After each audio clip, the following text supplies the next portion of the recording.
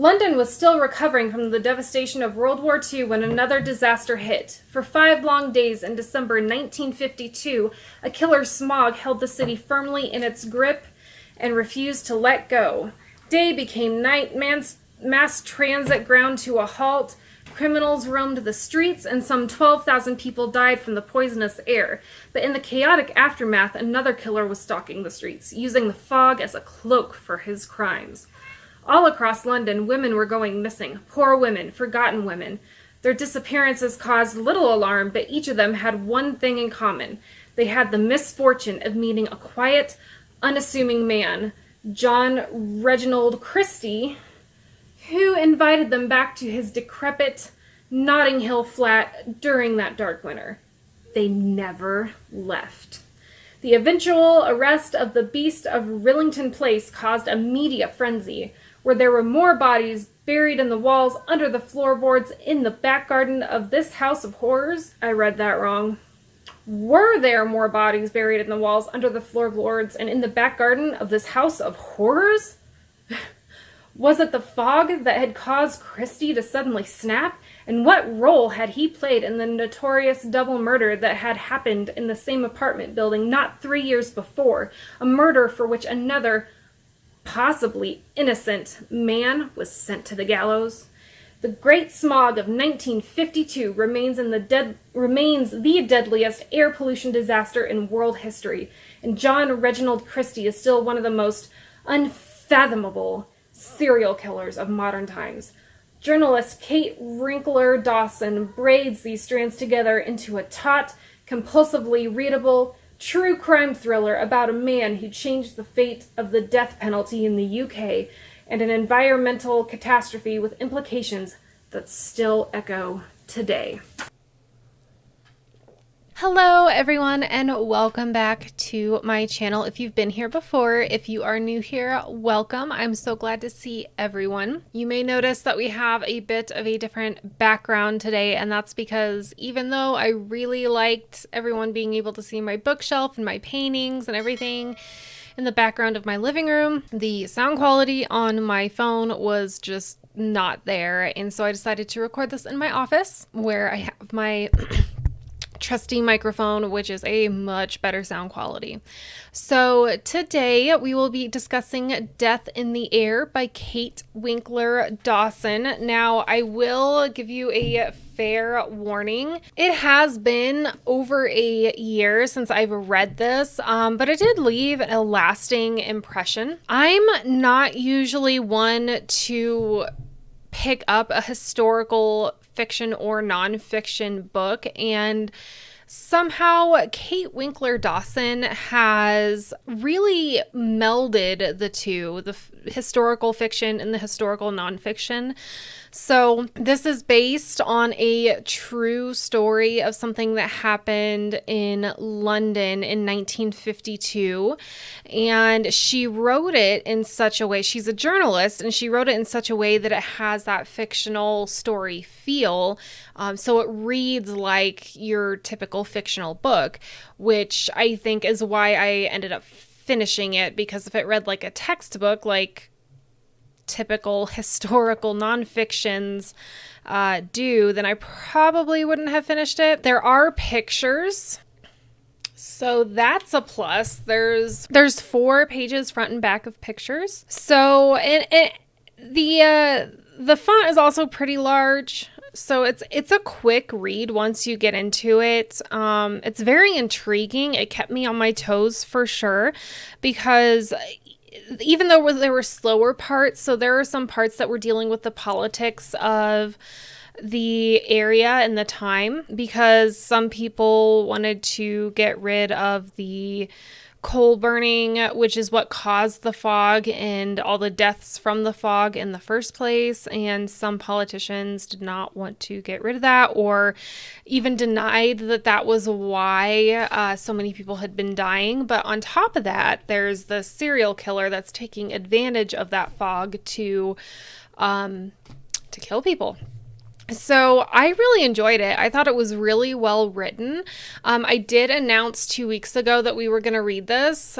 So if you had a chance to read it, definitely let me know in the comments down below what you thought of it. Just the overall story and impression, what you thought of it. And if you want to get more technical, as in the storytelling, the reading speed, the writing, whatever. It's been a while since I read it, so I would have to read it again to get into the real technical stuff, but I actually enjoyed it. I didn't think I would. I got it for Christmas, I think, and it intrigued me, and then when I actually read what it was, I was like, oh no, I'm never gonna finish it. I really don't get into historical nonfiction, but it was written in a really mostly edge of your seat kind of way. Like I said, there are some slower parts where they deal with the politics, and I did have some trouble getting through those parts just because that kind of thing bores me. It doesn't, it's not for everyone, but some people might enjoy it.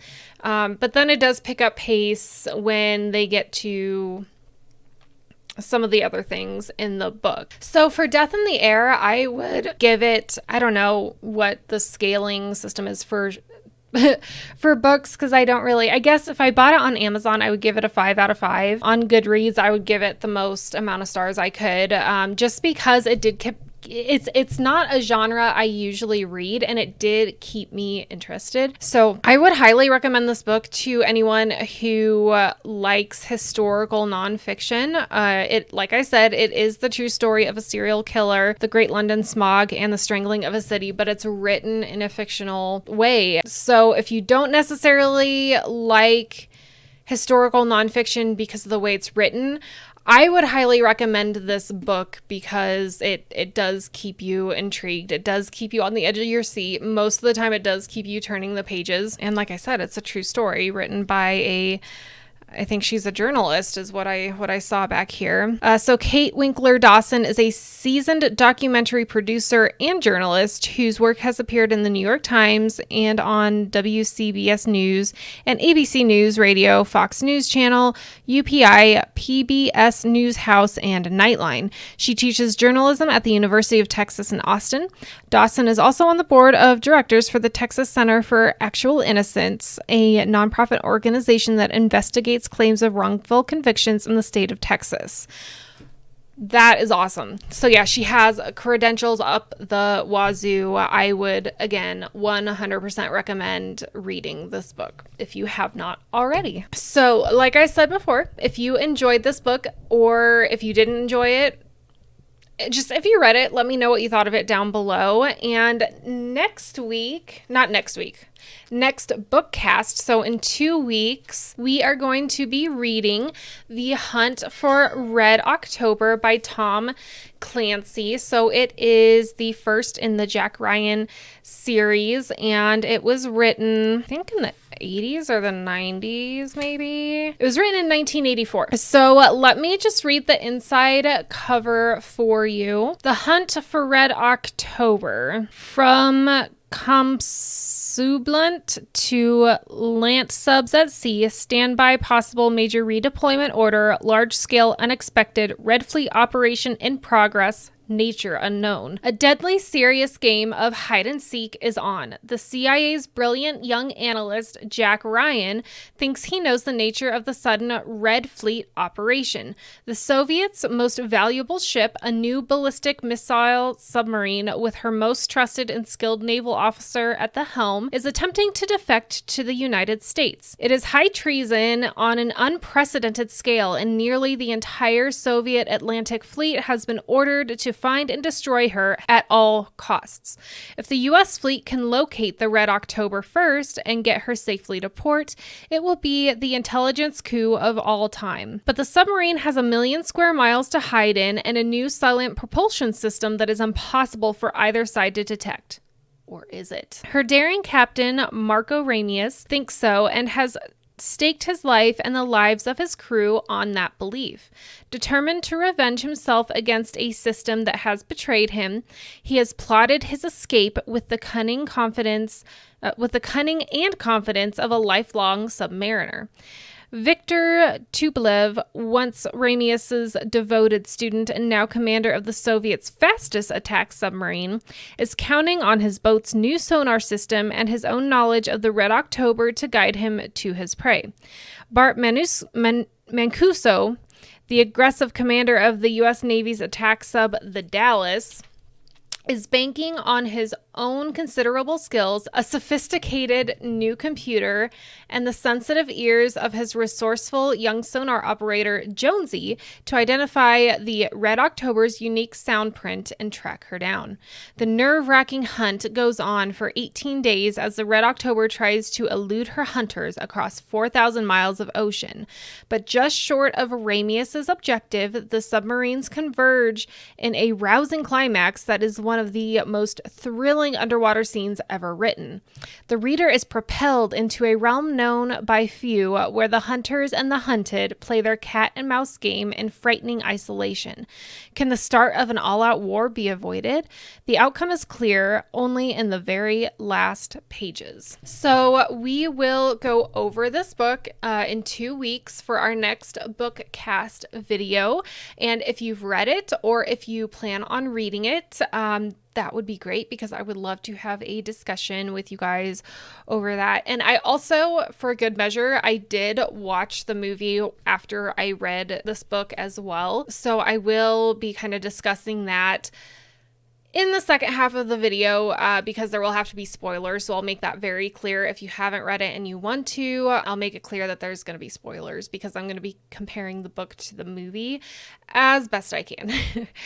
So next week we will be doing a writecast video. I'm going to try to get as much rewriting done on my novel as I can and just kind of go over my novel, what it's about, how I'm rewriting, that kind of thing, how many words, how that progress is going. So look forward to that. And until next time, guys, happy reading.